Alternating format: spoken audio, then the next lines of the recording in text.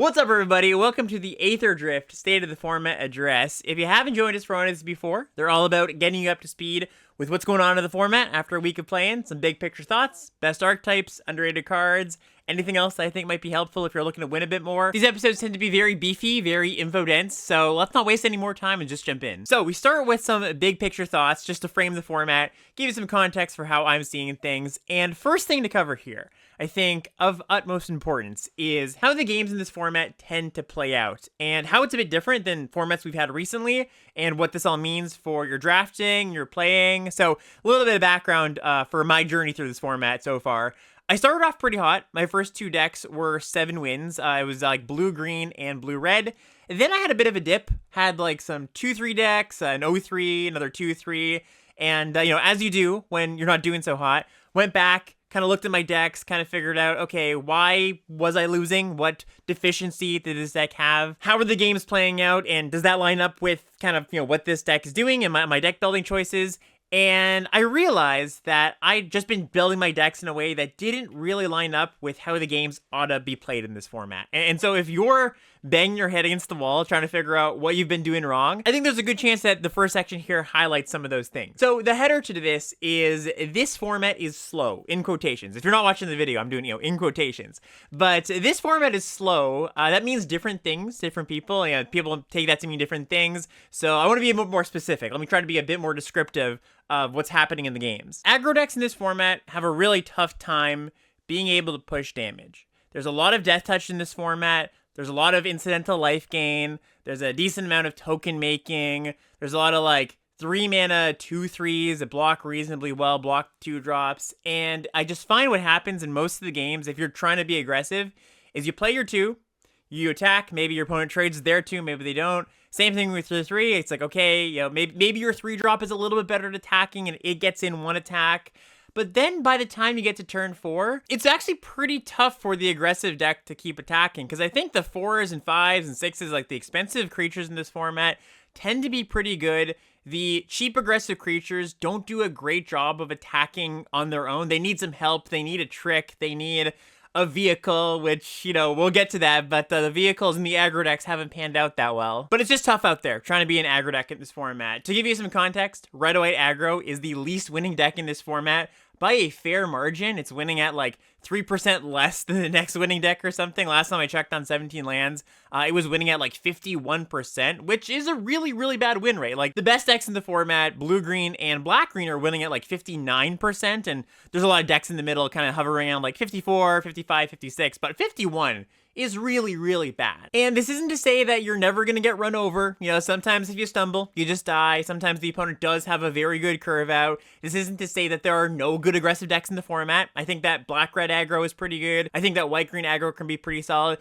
It's just to say that the baseline, the starting point, is that the aggressive decks have their work cut out for them. We're going to go a bit deeper on vehicles in a little bit, but one thing to note that was a bit of a surprise to me playing this format for the first time was that when you think of vehicles, the previous vehicles, just historically, they've been good aggro tools. They've been really undercosted for their mana value. The OG vehicles, Smuggler's Copter, 2-mana 3/3 flyer, Renegade Freighter, 3-mana 5/4 trampler, right? They really, really hit hard.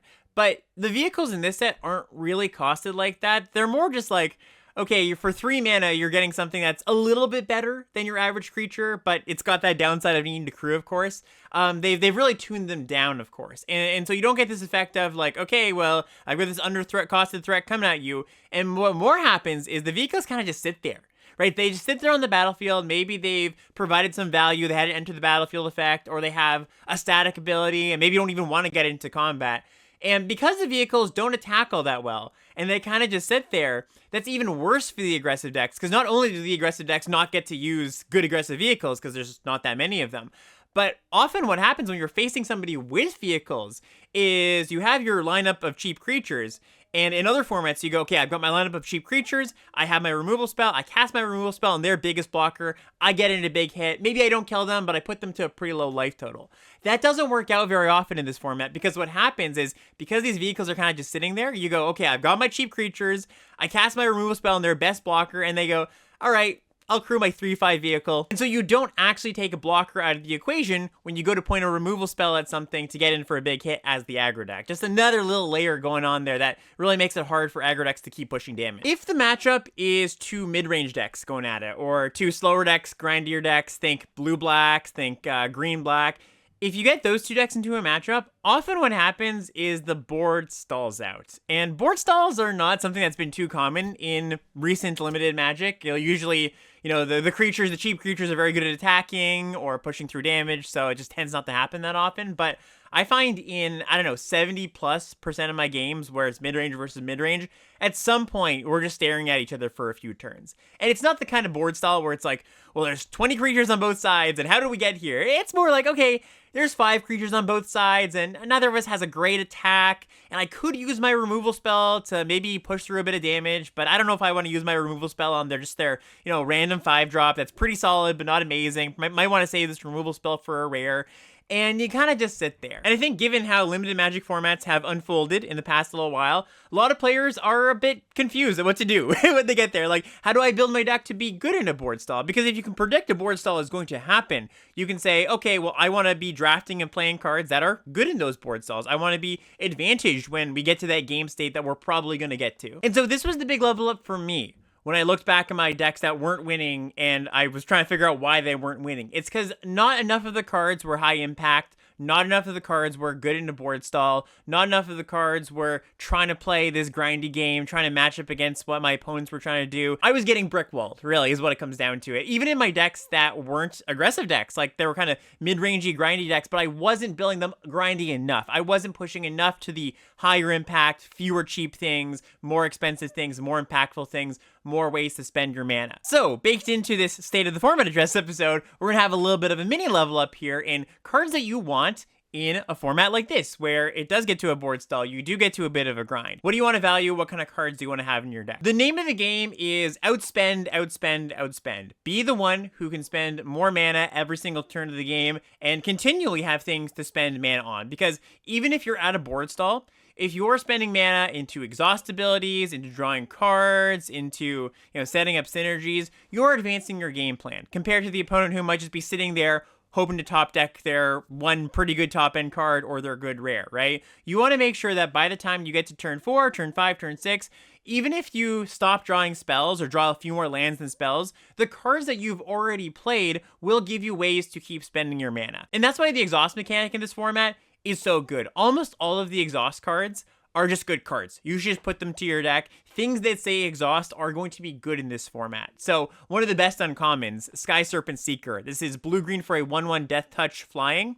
The exhaust ability is 4 mana to reveal cards from the top of your library. So you find lands, put those in the battlefield. You then put a counter on the Seeker. Well, this is just fantastic, right? It's your classic example of good early, good late, helps you outspend your opponent not just by giving you a mana sink on the snake here, but also giving you more mana in play. So you can cast a card draw spell and then cast 2 other things potentially on a future turn, right? Sky Serpent Seeker is like the epitome of the kind of card you want in this format, especially because it's not just a good top end card. It's also very good when you do happen to face the aggro deck that might have a decent curve out on you. Another really good one of the best commons in the format, Stampeding Scurryfoot. This is a single green mana for a 1/1.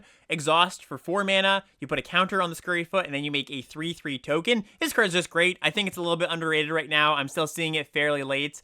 And yeah, it's exactly what you want. Good early, good late. Maybe it trades off with a 2/1 creature, but most of the time it just kind of sticks around, waiting for you to put a counter on it and make that 3/3. You're getting 5/5 worth of stats in installment over multiple bodies. Just a good card. Hazard of the Dunes, another pretty good one. This is the 4 mana 4/4 in green. It's got Trample and Reach. The exhaust ability is 7 mana, and you put 3+1/+1 counters on it. And one thing to note is that, I've been talking about, oh, it's grindy, it's slow, but sometimes, especially when you're playing a green deck with these under-costed creatures, sometimes you do just run the opponent over, right? You play a Scurryfoot into a good 2-drop, you play Hazard on 4, you start attacking the opponent, they're a little bit behind, and by the time they catch up, you can then exhaust your Hazard to trample over for 7. So one of the nice things is that, especially with the green cards, and we'll get into talking about green in a while, but the green cards do such a good job in this format of having the potential to win the early game because they're just so big and they're just so efficient, but also being very, very good as the game goes on. And then, of course, in board stalls, when you've got some time, card draw. Card draw is fantastic. I really do want some way to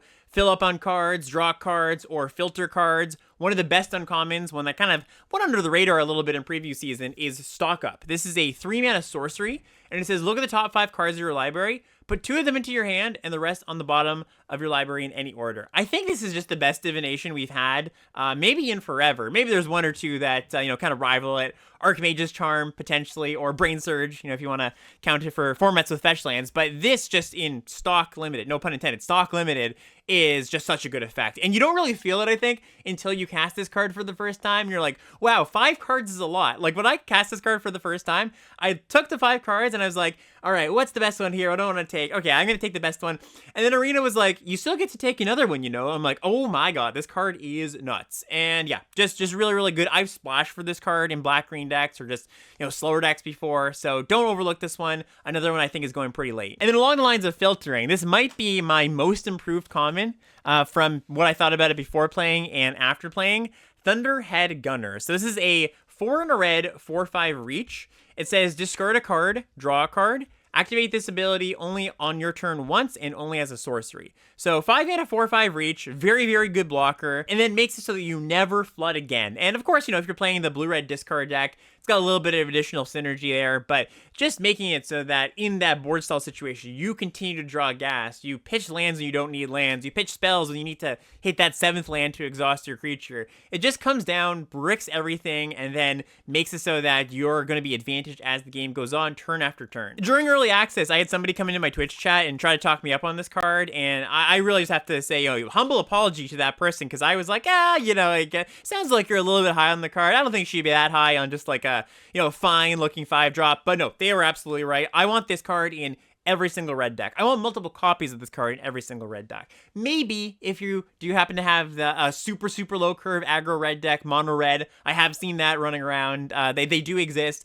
Maybe you don't play 3 of them, but for sure the first copy. Thunderhead Gunner, one of the best commons in the format for all the reasons I just mentioned, and if you haven't seen it on the battlefield yet, you're going to be surprised when you do, because it is a lot better than it looks. And then very simply, in these slower, grindier formats, you want expensive cards a little more often than you would in some other formats. If you play limited Magic for the past few years, you've definitely been trained to be like, oh, expensive card, I don't know about that, but I'm really not afraid to play 3, 4 good 6-drops, especially if they have cycling. And a lot of the good expensive cards actually have cycling in this format. A notable good expensive card, and another one of the top commons in the format, Migrating Ketrodon. This is 4 green for a 6/6 reach. When it enters, you gain 4 life and has cycling too. This card's great, stabilizes you in multiple ways, both gaining 4 life and often in a board stall. Some of the only relevant creatures are the flyers, the things that are just pecking in, so reach stops that. Cycling too makes me a lot more comfortable just playing, my 3rd copy of this. I really don't mind that, because if you're stuck on 5 lands with 2 of these in your hand, sure, just cycle 1 away, that's totally fine. Maybe you even reanimate it on a later turn. And then some other things that are good, recursion tends to be pretty good, buying back your best cards. Your best cards tend to die in slower formats. They don't just finish the game right away. So any way to buy back those best cards is going to put you in a good spot. Broodheart Engine, something notable here. This is black-green for an artifact. At the beginning of your upkeep, surveil 1. You can also pay 2 black-green, tap sack it, return a creature or vehicle from your graveyard to the battlefield. And this is the kind of card that in some formats where you just have to play a 2-on-2, an attacking, blocking 2-on-2. That's the price of entry to compete in the format. I would be a lot less excited about this card. But I don't mind playing this card on 2. I mean, if your opponent plays a 2 and you have the option of this and a 2-drop, sure, you're going to play a 2-drop to block. But I don't feel like my opponent plays a 2-drop and this is the only 2-mana thing I have in hand. I'm not like, well, I guess the game's over. I'm totally okay taking a few points of damage. I'll catch that life back up with a Ketrodon or with something else, or I'll have a 4-drop that blocks pretty well. I'm not too antsy about early pressure in this format. So Broodheart Engine, another card that I rated pretty low going in because, exactly for that reason, I kind of assumed that it would be your typical, you got to play a 2-on-2 or else you're going to fall behind. I don't feel that way in this format, so much more forgiving of this kind of card. And then just lastly, any other mana sinks. So something like Beast Rider Vanguard, which is 1 and a green for a 2/2. Been talking about a lot of green cards, and that's not a mistake, but Beast Rider Vanguard is a 2-mana 2/2 with a 5-mana ability to look at the top 3 cards of your library, put a permanent from those into your hand, put the rest in the bottom. Sometimes when you play this in the late game, your opponent has to use a removal spell on it. I mean, they're going to have to use a removal spell on it if the board is totally stalled, because you're just going to run away with the game if you're just drawing your best card out of the top 3 every single time. So this kind of card, again, in other formats where you're never really going to get the chance to spend 5 mana, or rarely get the chance to spend 5 mana to activate this, you're like, okay, whatever, it's a filler 2-drop. But this is a 2-drop I'm happy to have, especially because the cards around it, the other 2-drops, tend not to be amazing. And so to tie this all together, I just wanted to put forth a few examples, give you some visuals, give you a final product of what I think you're aiming for. And to do that, I've got 2 decks pulled aside here. I've got one deck that doesn't have those things, one that I built pretty early in the format that didn't do so well, and it looks like, you know, pretty solid deck, nothing too wrong with it, but does miss out on a lot of things I think you need in this format. And then I've got a second deck that I just trophied with, actually, that has all the things that I think you want, so that was a good example. But let's look at the failure deck first. So this is a red-green beatdown deck. It went 0-3. Card quality-wise, just in general, it's pretty solid. There's maybe a few cards out of place here that I'd prefer not to play. I've got, like, an Ooze Patrol, which is more of a black-green card. I've got, like, some Malacrian Jaguars in the 5-drop slot, which was just a card I was kind of trying out. But it also has some really good cards. It's got House Squad Heavy, which is the 3-mana Goblin Ratable Master, kind of rare. It's got Dragonox Engineer, which is the 2-mana 2/2 that you can exhaust it to give your things haste and make a 4/4 dragon. It's got some good stuff going on. It's curved super duper lean, maybe even a little too lean for this format. Like, it's got 4 1-drops. It's got 7 8 2-drops. It just looks like a pretty standard red-green beatdown deck to me. But what I found was I was just getting brickwalled. My cheap creatures, like I mentioned before, they did not do a good job of attacking profitably into the bigger things, and I just get brickwalled. My opponents would have stuff to do with their mana, and I didn't have stuff to do with my mana. And I even have a few exhaust creatures in this deck. I've got double Scurryfoot, I've got double Grease Wrench Goblin, another really fantastic uncommon. By the way, this is the 1 mana in red 2/1 that you can exhaust it for 3 mana to discard up to 2 cards, draw that many cards, and put a +1/+1 counter on this creature. So I even got a few ways to spend my mana, but I don't think it was enough. I don't think, you know, if I was aiming to be an aggressive deck, I think I should have built it a little more way on the aggressive side, not like somewhere in the mid-rangey direction. So this just is kind of a failure. I think if your decks are looking like this and you do have some pretty good cards and you're still not winning, I think this is exactly the kind of deck that looks like it would be good and would be good in other formats, but you do need to build up the curve a little bit more in this format to be successful. And then the deck that did do really well, so this is like a 4-color base black-green multicolor deck. I'm splashing a little bit of removal, Lightning Strike, double Crash and Burn, which is the 4-mana deal 6 or destroy a vehicle. I'm splashing Stock Up, like I mentioned a few minutes ago. That's something that I've been doing quite often. I also have some really good top end here. I've got double Thundering Broodwagon, which is the black-green uncommon vehicle that comes in and kills something. I've got double Migrating Ketrodon. I'm splashing Haunt the Network in this deck, which is the blue-black uncommon that makes Thopters and drains the opponent. So this is exactly what I think you want. Like, number one, you're looking at this deck and you're like, wow, it's a lot of colors. I think this format is fairly splash friendly. There are lands running around at common, you dual lands, Night Market. There are a few kind of playable Manalith variants in Veloheart Bike, which is the 3-mana 4/2 vehicle, comes in, gains 2 life, and you can crew it for 2 mana.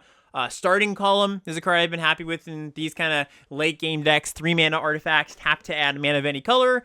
It has start your engines, and when you get to max speed, you can sack this artifact to draw 2, discard a card. So yeah, I think, you know, you don't have to go this multicolored, this top-end heavy, where I'm not saying that, like, you need to be this deep. You can be a 2-color deck totally fine as long as you have the tools. But if you don't have the tools in your 2-color deck, I will be splashing for top end, for removal, for impactful cards. That's kind of what I'm getting at here. And this curve that I have here looks kind of blocky. You know, it's like the 2-drop slot and the 4-drop slot are about equivalent. I've really only got, what, like 3-4 2-drops that I have here, and that's really low for a lot of formats, right? Really, in a lot of formats, I would be suggesting 6-7 at a minimum, and like I said, I just don't really feel that way. I think you can get away with less, and you can play more top-end cards. My final thought here on building decks in this format, just kind of a way to frame things, is in most formats, I kind of conceptualize things as you want to get as many cheap cards as you can. Cheap cards are king. And, you know, if you've got some good top-end cards, that's great, but they're not that necessary. It's kind of flipped in this format where it's like, yep, top-end cards, they're great. Impactful cards, great. And, you know, you want to fill in that 2-drop slot, but if you've only got 4 or 5 of them, that's okay. I think my minimum number of things to do before turn 3 is still going to be like 6 or 7. Ideally, you do something, I think, before turn 3, but it's not a death knell if you don't have that on 2. It is a death knell to not have good ways to keep spending your mana as the game goes on. All right, next up, something you might have thought we would talk about first and foremost, but no, I think they kind of take the backseat a little bit. Vehicles and their place in the format. Are they good? Are they not so good? I've been asked, are vehicles just traps? Should you just not play them? No, I think that a lot of the vehicles are pretty good. I think you should play them. I also think you need to be careful about how many you play. I think you need to be careful about what vehicles you play. It's tricky because there's not a blanket rule for, yep, these vehicles are good, these vehicles are bad. I think part of learning this format is figuring out which ones are a bit better than others, which ones you want in certain decks, which ones you just shouldn't touch at all. And so I could sit here and go down the list of every single vehicle. I'm not going to do that today, but just kind of putting forth the idea as far as how you should frame them. It depends is the big answer, but I'll try to give you some guidelines. So some guidelines here. I'm going to start with the floor, as in if you don't want to mess up the how many vehicles should I play question. The floor is you're probably okay playing 2 vehicles in your deck, as long as you've got, 15, 16 creatures, as long as you're not going to have an issue crewing them. When you have more than that, you run into the issue sometimes of drawing all your vehicles early and none of your creatures, or one of your creatures, and that creature dies, and you're left with a bunch of cards that don't do anything. You want to try to avoid that, right? So to avoid that, again, two is your maximum. But here's where it gets a little bit fuzzy. So one thing is that for the vehicles that self-crew, either they come with a creature, or they have an exhaust ability to turn them into a creature at some point, I roughly count those as a creature. And again, it's roughly because if you have too many of them, well, you're still going to get to the spot where it's like, okay, I've got a bunch of Rocketeer Boost Buggies, which is the green-red gold uncommon vehicle that you can exhaust for 3 mana to turn into a creature. You're still going to have a clunky hand because you can't spend all your time going like, play the Boost Buggy for 2 mana, then exhaust it, and keep doing that. So the more self-crewing ones you have that have the exhaust costs, the less you can count the next one as a creature in your free creature spot. And so that's where it gets a little bit fuzzy. If your creature comes with a token, something like Broadcast Rambler, the 5 mana, 5/4 common one, crew one, comes with a 1/1 flying token. Same kind of thing where it's like, yeah, you can count this as a creature, but just realize that if they kill your token and you don't have any other creatures, it's still going to be a little bit clunky. Another example of this might be Dune Drifter. This is the black-white uncommon, X black-white for a 3/3 crew 2 vehicle. When this enters, you can reanimate a creature or artifact with mana value X or less from your grave for the battlefield. So this is another one that you can kind of count as like, well, yeah, like it is self-crewing, but if they kill that creature, you reanimate and you don't have another creature,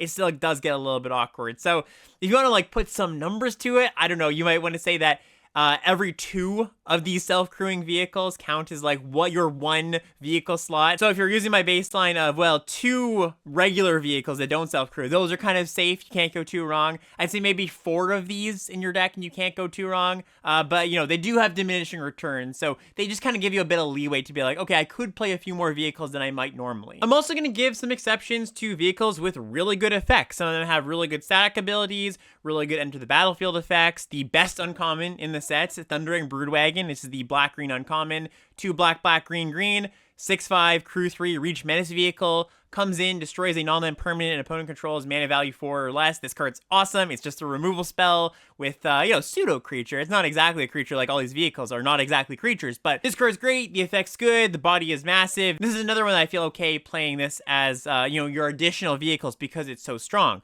2 other cards kind of fall into that. Boosted Sloop. This is the blue-red uncommon, the 3 mana 3/3 crew 1 vehicle with menace. Whenever you attack, draw a card, discard a card. I think this card's great. Ranger's Ether Hive. This is the Simic uncommon, 1 green-blue for a 3/5 crew 1 vigilant vehicle. When you activate an exhaust ability, you make a 1/1 Thopter. Also sort of self-crewing in itself sometimes too, but just a really good effect. So you can fudge that baseline of 2 vehicle number for some of the better ones. Maybe you play a third one in there. Maybe you've got, 2 Broodwagons and some other cheaper vehicle. One thing that I think you just don't want, and there's not very many of these, thankfully, but you just really, really don't want the vanilla, doesn't really do anything, is only slightly better than a normal creature vehicle. So a perfect example of this is Spot Cycle Scouter. This is 1 and a white for a 3/2 crew 1 vehicle. When it enters, scry 2. It's just not good enough, right? It just doesn't do enough to justify you putting a creature that's not really a creature in your deck, like a creature that needs another creature. It has a very minor enter the battlefield effect. It's not that much bigger than your average 2-drop. I mean, heck, there's a green 2-mana 3/2 in this set, right? You just get that as a creature in this set. So really, this card in particular, I want to shout out, very, very not good. Another one I've been actually fairly unimpressed with is Burner Rocket. This is 1 in a red for a 3/1 flash. When it enters, you give something +2/+0 and trample until end of turn, and you can crew it for 1 mana. Part of this is that, if the aggro decks are a little bit better, I think this card would be a bit better. But the effect isn't all that good, right? You're going to win a combat sometimes when you, attack a 2/3 into a 2/3, and you cast this and trample over, kill their thing. But most of the time, this just helps your smaller things trade up, and then you're left behind with a 3/1, and that 3/1 doesn't get in very well. It's a good idea. I actually like this design, but I think in practice, there's just, not quite enough there. So I would shy away from playing Burner Rocket in most decks. And then you have some vehicles that are sort of in the middle. They're not just auto-includes, they don't self-crew, but they're also not just bad. They're cards that I'll play if I like their effect, I want their effect for my deck. So, for example, we've got Carrion Cruiser, which is the black uncommon that you can buy something back from the graveyard. There's Hull Drifter, which is the 3/2 flying one that draws 2 cards. If my deck is a little low on ways to grind, a little low on ways to draw cards, I'm happy to play these cards. I'm happy to include these, even if I've already got 2 pretty good vehicles. But they're also just not auto-includes, right? If my deck has better ways to draw cards, better recursion tools, I probably won't play these. But they can just slot in there. You kind of want to look at them as spells rather than what the bodies do. Another example of this, if your deck needs a little more fixing, there's the Veloheart Bike. That's the 3-mana 4/2 crew 2 vehicle in green that taps for a mana of any color. You gain 2 life when it comes in. So another example where it's you're not taking it because it's oh yeah, this is such a good vehicle. You're taking it because your deck wants the effect, and it leaves behind a vehicle which you might attack with, you might block with. So just to put a button on all of this, I think this is one of the more interesting parts of the format. I had a good time in the first few days just kind of figuring out, okay, are vehicles just bad? Because I thought that for a second. And I was oh man, is this format completely gonna flop? The vehicles are just bad across the board, because I had played some of the not so good ones early on. And I don't think that's the case, right? I list a lot of good cards here. I'm sure you've played with a lot of these golden commons, and they're really strong. A lot of them are really, really strong. It's just like any card type. There's going to be some good ones, some not so good ones. But I do think that people in general, people not listening to this podcast, but people will overplay them because it's a vehicle set, right? People are going to want to do the new thing. People are going to play too many, play them in places they shouldn't belong. Hard to go too wrong if you just stick to that no more than 2 vehicles rule, but it's more flexible than that. Next big picture thought is just some thoughts on color strength, where you might want to lean early in the draft, where you might want to lean away from. And there's 2 things about this I feel very strongly about. And that's 1, green is great. I have green is firmly the best color in the format. It has a ton of excellent commons, a lot of really good uncommons.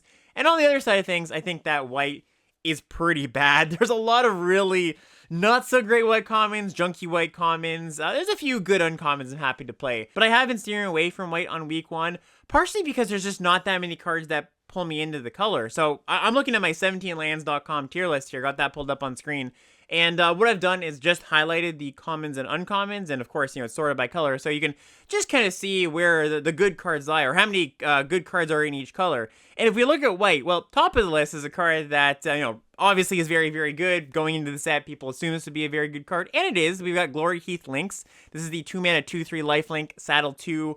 When you attack while saddled, you get to go get a plains. Great card, fantastic. But you scroll down the list, and there's a handful of C++, but most of the white commons and uncommons, they live in the C-, D+, D range for me. And a big part of this, why there's a lot of cards down there, is a lot of the white aggro cards just, I think, aren't pushed enough to what they needed to be effective threat. If you want to see the details of this list and just see where I've placed everything, I will post a link in the YouTube description and the podcast feed description, of course. But yeah, just not a lot of cards that pull me into white, especially the aggressive ones. I think as far as slower cards go, I'm a little happier with white. The removal spells are pretty good. We've got Ride's End, the 5-mana instant, exile target creature or vehicle, or it's only 2 mana if it targets a tap thing. I like that card. I like Broadcast Rambler, the 5-mana vehicle that comes with a 1/1 flyer. I think what white does best is its artifact cards. So Sundial, the 2-mana 3/3 legendary vanilla creature, that card's pretty solid. In some decks, I even like cards like Interface Ace, which is the 2-mana 0/4 that crews with its toughness, and you can crew twice in a turn. Basically the cards that go in a blue-white deck. I think a blue-white artifact deck, that is the best home for the white cards that I'm seeing right now, the slower cards. So yeah, that might just be another point to look at if you're hey, I have not been doing very well in this format. It might be because you're trying to play a white aggro deck, and I think those those decks just have a real tough time in this format. So just maybe steer away from them for now. As I've been talking about my distaste for white on stream this week, and other people have come to my streams kind of saying the same thing, some players that I really trust their opinions of. The inevitable question is there going to be hope for white aggro as the format goes on? I wouldn't get my hopes up. I think that a good white aggro deck is not impossible to draft. I mentioned before that green-white mounts aggro. I do think that's a pretty good deck, but that deck is being held up by its gold cards, not really the white commons that get added to the deck. Like, one of the best uncommons in the set, Veteran Beast Rider. This is the 3-mana Selesnya card, 3-mana 3/4. At the beginning of your unstep, you untap each creature you control, and you can pump the team for 4 mana, 2 green-white, pump the team +1/+1. That card's phenomenal. That card's very, very good. The other gold card's pretty solid. That's the 2-mana 1/1 flyer that when you saddle it, you can put a counter on it and another mount. Like, I like that card too. The rare that goes and searches out mounts. Like, you're going to play some of the white mount commons, not because they're awesome, excellent cards, but you have mount synergies. You're like, okay, well, I see what the white adds here. It adds some synergy pieces. It doesn't really add good attackers, though. Your green-white decks, as much as I like green-white, a lot of the things I like about it are the green cards. Which brings us to said green cards, and just like the white cards, I'm not going to go through every single card here, but if you're watching along, you can kind of see already the difference where green's commons and uncommons, a lot of them live in the B+, B minus range, C plus. Like, yeah, I scroll down the list and there's not a lot of cards in these lower tiers in the D plus or C minus range. Just a very deep color. A lot of the cards are very strong. A lot of the cards are conducive to what is good in the format, playing the late game. And then just quickly, we've got all the colors in the middle, the Grixis colors, blue, black, and red. And I like these colors all pretty evenly. You know, maybe I give the nod to the Sultai colors, blue and black, but I like red just fine. Red's got good interaction. It's got good ways to help you spend your mana as the game goes on. So yeah, all three of these colors, perfectly fine, good in a lot of cases. So I really, just as far as color strength goes, going in, the only biases I would personally hold right now is just lean towards green, stay away from white, and who knows, maybe this changes in a few weeks. Next up, some thoughts on removal in this format. So in a format such as this one, where the games tend to go a little bit longer than average, removal is something you want. Mostly because in a longer game, you're more likely to see your opponent's best cards. In a shorter game, you're in a fast format, where the game maybe only goes 6 turns, meaning you're only going to see 13, 14 cards of your opponent's deck. They're only going to draw that many, see that many cards. It's not that likely you see the best card in their deck. But when games go on, when they grind, when people have card draw to find their best cards, it means you're going to have to answer must-answer creatures a little more often. So I've really found that my decks with low interaction counts have really, really struggled. Like, I had a black-green deck that was, you know, by all means really good. It had a few good rares. It had some good topping. You know, everything I was describing already in this episode that you would want for a deck. I was like, yeah, this looks really good. But it was really, really lacking on interaction spells. I think I had, like, one Grim Bauble and one other kind of clunky removal spell, and I felt it, right? Exactly what I was talking about. The games went long, and my opponents played maybe not even a good rare, but they exhausted their 4-mana 4/4 trample reach to be a 7/7 trample. I couldn't block that in combat, and I just died of that thing, right? So in most play booster era formats, I've been aiming for like 4 or 5 removal spells. I'm more in the market of like 5 or 6, which is like, you know, only a little bit more. But I really felt it when I didn't have those removal spells. So if that's something that you haven't been doing, prioritizing as much, you know, prioritizing synergy cards, because that's one thing too that I really fell into as I was drafting this format for the first few times. I was neglecting removal so that I could get more synergy pieces in my deck. You know, maybe I'm drafting blue-white. I'm like, just take all the artifacts. And, you know, there's very few artifacts that are removal spells, so you end up with not that much removal. And then, yeah, like I said, I kind of realized, okay, you can't get away with that in this format. So really just aim for that 6 number, I think is really nice. And if you're not at that number of 6, you know, 6 catch-all removal spells, the ones that just straight up get rid of something like Spin Out or Ride's End, I'm willing to play something like Scrap Compactor, even, which is the 1-mana artifact that taps, pay 3, deal 3 to something, or taps, pay 6, destroy a vehicle or creature. Like, this is the kind of card that I think is kind of a necessary evil if you're not at that 5 or 6 number. There's also the question of Broken Wings, and how many Broken Wings do you want to play? Broken Wings being the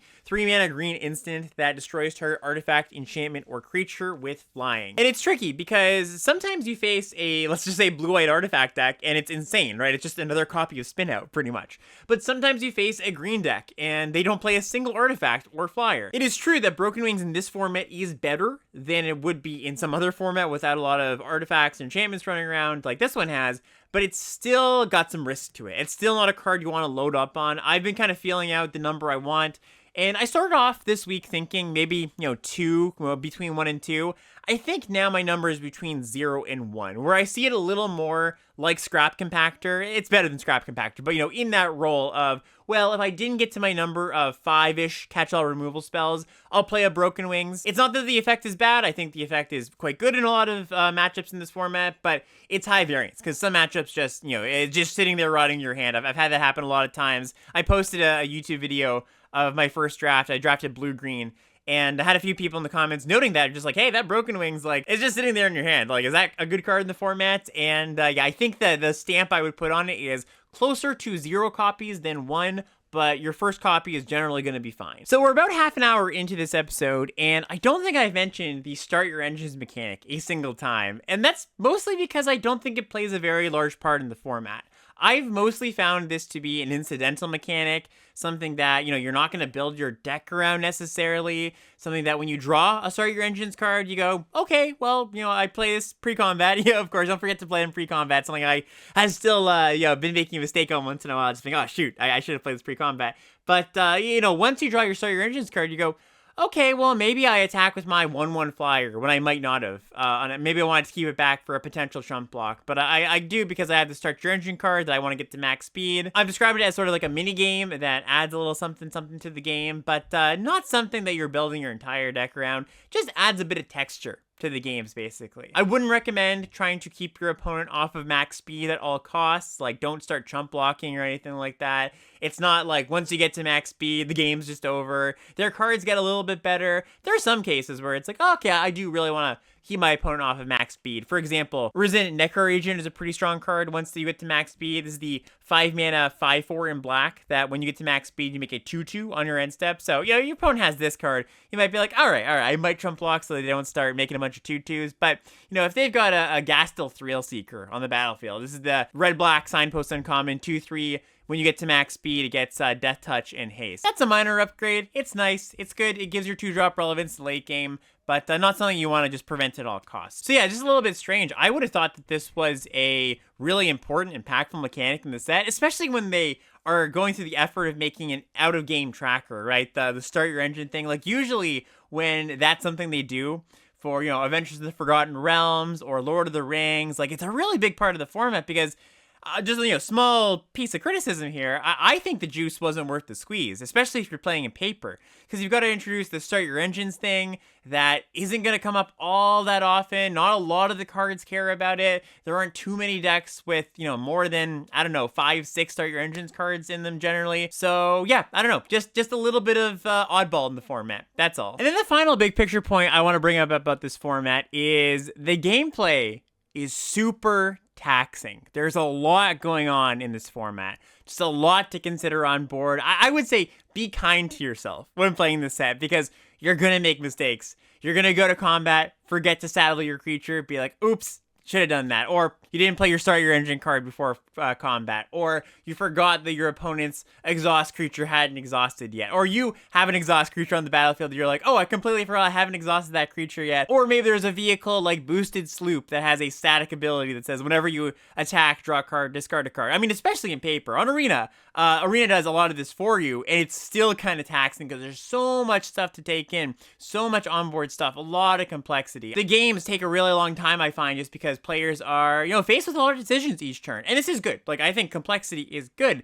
It just means there's a bit of a steeper learning curve for this set than there might be generally, especially in paper. So if you're playing a paper event coming out, I know that Chicago's coming out for those playing in PTQs there, I would really make sure you get a little bit of paper practice in. That's just something that if you're not up to speed on that kind of stuff, you're going to miss triggers, and that's not something you want to do in these high-level events. But even if you're just an arena-only player, somebody who's just playing at home, yeah, just be kind to yourself. Like I said, you're going to make mistakes, learn from them. It's kind of all you can do. There is a lot going on in the gameplay. And just quickly here, if you're enjoying this episode, if you generally enjoy my content, you want to support it, do go check out the Patreon, patreon.com/ limited level ups. There's a bunch of rewards over there if you choose to support us. Go check those out. All the different tiers, they're all focused on getting you better at limited magic some way, whether that be the coaching tier. There's deck tech and draft log review tiers over there where you can send those things to me in the limited level ups Discord and I'll check them out. If you want to support in a non-monetary way and you're watching on YouTube, just give the video a like, subscribe if you haven't already. It really, really does help. Leave a comment, all that stuff.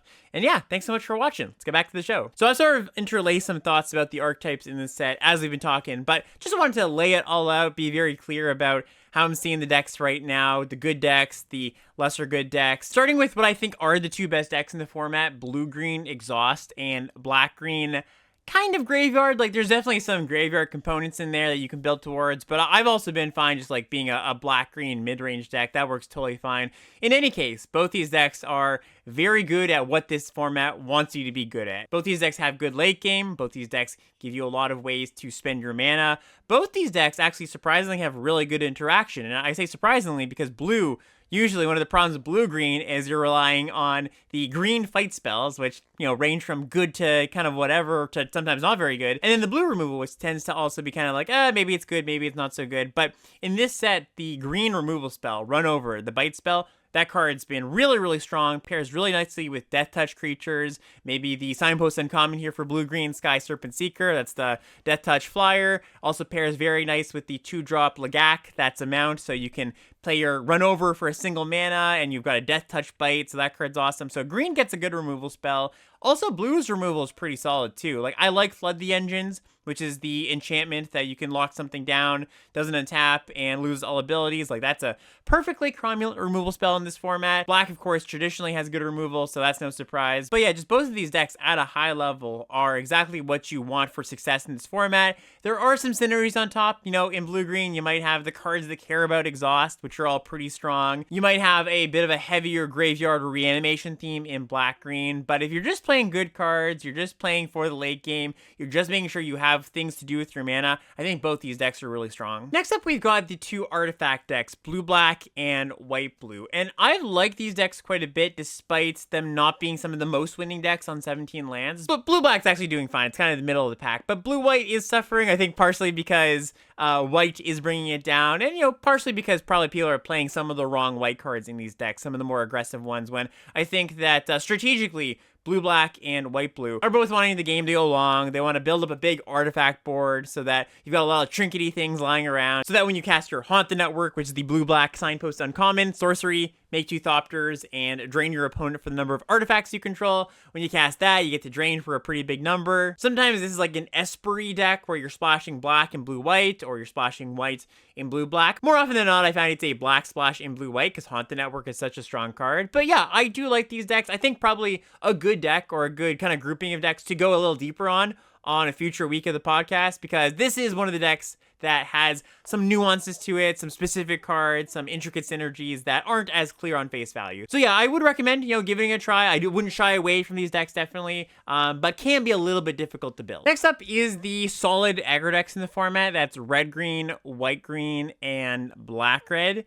And mostly you're going to be pulled into these decks because of the gold cards. All of the gold cards for these decks are very strong. And for red, I find myself being pulled in because there's a lot of really good aggressive leaning red rares. So just to list off 3 of them, really strong cards, all 3 of these excellent. Draconautics Engineer is a 2-mana 2/2 in red that has 2 exhaust abilities, 1 single red mana, give all your other creatures haste and put a counter on this engineer. The other ability is 4 mana, make a 4/4 dinosaur dragon token with flying, notably a dinosaur dragon. So if you have the green rare that pumps your dinosaurs, this is a 5/5 flyer. Something I found out the other day. We've got Burnout Bastronaut, single red mana for a 1/1 menace. Start your engines. You can pump this thing for 2 mana to give it +1/+0. And if you have max speed, it has double strike. Fantastic 1-drop. And House Squad Heavy, one of the best cards in the set. This is the 2 and a red 2/3. Start your engines. Other goblins you control have haste. At the beginning of combat on your turn, you make a 1/1 red goblin token. That token attacks each turn to Fable, and if you get max speed, you can tap this thing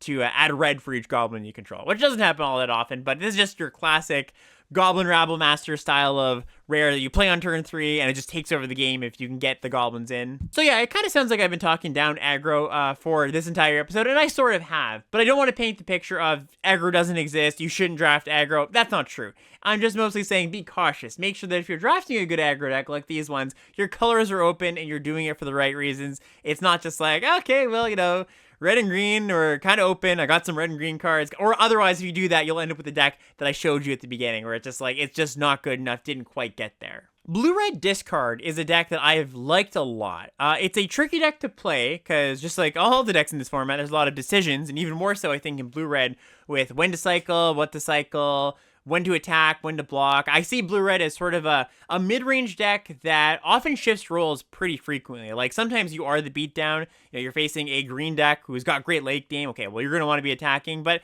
sometimes you face another aggressive deck, or a deck where you want to play a little bit slower, use your blue card draw spells and your red removal, kind of stymie their aggression. And then eventually get in with your payoffs for Blue-Red, your discard payoffs, the 1-mana 1/1 in red that grows when you discard, and the 2-mana 1/2 flyer in blue that grows when you discard. It's not always aggressive, it's not always controlling. Sometimes you draw those payoffs with a bunch of cycling cards and you go, okay, I'm just going to play the Mako, the 1/1, and then I'm going to play the flyer, and then I'm just going to go to town and kill you. But sometimes you draw a hand with removal spells, right? And you're like, okay, well, I guess I'll play this game a little bit slower. So yeah, Blue-Red, another pretty tricky deck to build, another one that might be good to go a little bit deeper on a future week. Next up is Black-White, and I don't have too much to say about Black-White, honestly. It's the deck that I've had the least experience with and playing against. I haven't seen it being played too much, but the times I have seen it, it's been very good because my opponent has had multiple Embalmed Descendants on the battlefield, which is the Signpost Uncommon, the 1 black-white, 1/2, makes a 2/2 when it comes in, has Start Your Engines, and it drains your opponent whenever something dies if you have max speed. Very, very strong card, and I think this is like the reason, of course, to get into the deck. Plays pretty well with the other Signpost Uncommon too, Dune Drifter, because it's a nice cheap thing to reanimate with the Dune Drifter. And then, like I alluded to before, Red-White in the dumps, no thank you. It's so sad too, because the Signpost Uncommon creature, Cloudspire Coordinator, the 2-mana 3/1 Scry 2, you can tap it to make a pilot token whenever a vehicle or mount enters. Extremely powerful card. Problem is that you just don't want to play that many vehicles, right? I mean, 2-mana 3/1 Scry 2, that's a solid card, but you don't get that much value out of the ability. And if you are doing this, if you are trying to get value out of the ability, going like, okay, I'm going to tap my 2-drop to make a token, you're just not attacking that turn, right? It's just not what the aggro deck wants to do. So it's a strong card, and I've actually seen in some mid-range red-white decks. One of the members of my Discord, Sam P, had a really nice red-white mid-range deck where it wasn't all-out aggression. It was using Coordinator and some of the better vehicles, some of the grindier vehicles to play a bit of a slower game. So if you do find yourself in red-white, if it's super open, I might consider building it sort of like you would build a green deck in some ways, where it's just like, okay, I'm trying to outspend my opponent. I'm trying to play for the late game. Maybe the tools in red and white aren't as good at doing that, but I think it's better to do that, try to build for a more mid-rangey red-white deck than it is to build a bad aggro deck. And to close out here, we're going to talk about some cards that I didn't get to talk about anywhere else, starting with a pair of mill cards. So we've got Riverturn Monument. This one's a rare. 1 in a blue for an artifact at rare. 1 tap, any number of target players each mill 2 cards, and then has an exhaust ability, 2 blue tap, any number of target players each mill equal to the number of cards in their graveyard. The other one is Aether Siphon. This is 1 blue for an artifact that's uncommon. It's got Start Your Engines. It says 2, tap it, draw a card. And when you're at max speed, whenever you draw a card, each opponent mills 2 cards. In a faster format, you wouldn't look twice at these cards. You're just like, you just don't have time for this. But since the format is the way it is, I think these are very real cards, especially the rare, the Riverturn Monument. This thing mills you out very, very quickly. And of course, when you've got cards like Aether Siphon, Riverturn Monument that don't affect the board, you need to make sure that the rest of your deck is very good at not dying, very defensive, lots of card draw, lots of removal. But yeah, if you can do that, both of these are legitimate win conditions in the format. Keen Buccaneer, kind of an unassuming card, but one I've actually really liked. So this is 2 in a blue for a 2/3 Vigilance creature. Its exhaust ability is 1 in a blue, draw a card, then discard a card. Put a counter on this creature. So a lot of little things to like. Just, baseline, it does filter you, which is something that I think you want in this format. The exhaust ability, after you do it, it becomes a 3/4 Vigilance, and that's just a pretty not that bad body, especially because on turn 3, you can usually get in a free attack and throw out of activation. Your opponent can't block with their 3/3. Otherwise, you just activate it and eat it. And, play as well with the discard synergies that exist in the format. You get this card close to last pick a lot of time, but I'm pretty happy with it. Like, it's just a rock solid common in my book. 2 more commons that are rock solid, and I'll even do one better. I think these are better than rock solid. These are some of the better commons in the format. So Wreckage Wickerfolk is one of them. 1 in a black for a 1/3 artifact creature flyer. When it enters, Surveil 2. Sort of like the Buccaneer, where it just has a lot of little things that you like. It's an artifact creature. 1/3 flyer is a decent body in this format. The Surveil 2, very nice for filtering you, filling the graveyard. If you do happen to care about start your engines, it's a cheap flyer that I can peck in. So yeah, I'm very happy with multiple copies of this in my 2-drop Salt my black decks. I take it pretty highly. This is one that I think people have caught on pretty quickly. It's very good, so you don't just get it super late. But yeah, very good card for those who have not caught on just yet. And then Packdoll Terror. So this is the 4 mana artifact creature in black. It's a 3/4. When it or another artifact you control enters, each opponent loses life, and you gain a life. Another one I know some people are kind of on the fence about, like, is this good, is this not so good? And yeah, it's just good. I think all your black decks want this for the most part. I mean, maybe not black-green, that's a little bit artifact light, but I've actually played this in some black-green decks that had, 7-ish artifacts or creatures that made artifacts, and I've been pretty happy with it. It's very, very good in blue-black. It's very, very good in multiples. Like, they just kind of stack on each other and kill your opponent. Very nice that you don't have to attack, turn your creature sideways, leave you defenseless for your blue-black decks to win. The play pattern for these blue-black decks are often like, play a Wickerfolk into something, into a Packdoll Terror. If you're lucky, you've got to Haunt the Network, and that just, just alone, Haunt the Network plus Packdoll Terror, that's so much drain, right? Because not only is Haunt the Network going to drain you for as many artifacts as you control, but Packdoll Terror is going to trigger because you make 2 Thopters. So yeah, just that combo alone really puts you in a great spot. And if you can do it multiple times, well, you're well on your way to winning that game. Back on track, just a good reanimation spell to call out here. 5 mana sorcery, reanimate a creature or a vehicle, make a pilot token. That's it. What you see is what you get, but what you get's really good. Some green cards now. Fang Druid Summoner. This is the 4 mana 2/4 reach in green. That when it enters, you search your library or graveyard for a vanilla creature, put it into your hand. Card's great. Card is one of the best uncommons. I generally like the 2 mana 3/2 vanilla creature. Like, that's a fine 2-drop. And I've also come around to Tarion a little bit. This is the legendary vanilla creature, the 2 green, green, green 9/7. So I played this card when I was lacking a little bit of top end. I played this card, of course, when you have the summoner. It's just nice to go summoner into Tarion. And I'm usually very particular about this kind of creature not being good, right? The big dummy, no enter the battlefield effect, no protection. But the more I play, the more I realize it kind of does have a decent amount of protection because you can't fight it. So green's removal spells don't do very well against this. I mean, they could have a 7/7, but that's not very easy. Red's removal spells don't kill it because Red's biggest thing is a 6 damage removal spell. Well, 7 toughness, that seems kind of intentional, on the designer's part. I feel like this could have been a 9/6, but given that 7th point of toughness to not die to crash and burn, the 4 mana red instant, like that gives it a little more protection. Of course, it still dies to your spin outs and your ride's ends and stuff like that, but it has a little more protection built in than it might seem, and it's just giant. Like, if this sticks, it is a very, very big problem. So just wanted to call that out as a card that you might think that I would be. And I'll also just say that I think all of the vanilla creatures in this set are actually pretty playable. Maybe the one that's most niche is the blue 0/8, the 2 mana 0/8, but even then, I kind of see that as a pseudo interaction. If you're missing some interaction spells, you can play that as, bricks everything. It blocks basically everything in the set except Tarion, I suppose, but your opponent's Hazard of the Dunes, when they exhaust that, make it a 7/7. Your 2 mana creature being able to block that is pretty nice. So yeah, just, shout out to the vanillas. They did a good job of balancing these and making them playable. Next up, a card that I think reads pretty well to a lot of players, but I've got this card way later than I think it should go. This is Fang Guardian. 3 and a green for a 4/2 flash. When it enters, another target creature or vehicle you control gets +2/+2 until end of turn. Extremely easy to get a 2-for-1 with this card, especially in the early game where your opponent's going to be tapped out. You attack with your 3/3, they go, okay, block, you cast Fang Guardian, you win the combat, eat their creature, get a 4/2. Maybe it saves a creature from a burn spell, maybe you get to make a little, 1/1, a decent blocker, trades with their 3/3, so yeah, just a lot to like about this card, very powerful, very good, I would take it very highly. Marshall's Path Cruiser is a card that looks very, very, very bad to me. When I first saw this, I was like, did they miss something on this card? This is a 3 mana 6/5, crew 5, bad crew cost, right? You don't want to cruise for 5 power to just get a 6/5. But when this 3 mana vehicle enters, you search your library for a basic land, reveal it, put it into your hand and shuffle, and it has an exhaust cost of Wooburg, all 5 colors, to put 2 counters on this vehicle, and it becomes an artifact creature. So it becomes an 8/7 creature, which is really, really big. And this card, it's kind of like those mill cards, where it's like, if this was a faster format, you just could not take the time casting a 3-mana do-nothing vehicle that goes and gets a land. Like, that's just not a good rate.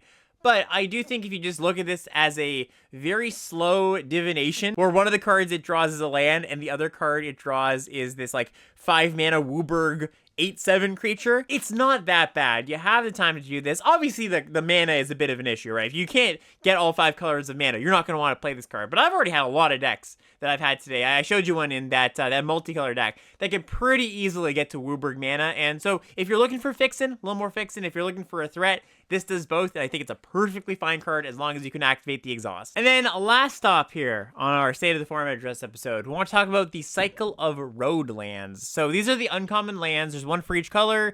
They come in tapped unless you control a mount or a vehicle, and you can sacrifice them for 2 mana, make a pilot token. A lot of questions about, are these generically good? Should you always play them? Are there certain parameters which you want to play them versus not? These lands are good. I don't take them that highly, but they're kind of just free additional value to your deck. And I would play them in any deck where you don't already have 2 tap lands. And the reason behind 2 tap lands is there's been math done by people that are much better at math than I am, where your average limited deck can generally afford 2 tap lands before it starts to affect your curve out, right? Because once you get to the 3rd and 4th tap land in your deck, you're like, okay, I'm going to take multiple turns off, not casting things on curve, but 2 is generally okay. So if your 2-color deck has 2 dual lands in it, right, you want to make sure your mana base is good, you can cast your cards, then these aren't going to be auto-includes for me, right? Because the 3rd tap land is where you start to run into issues.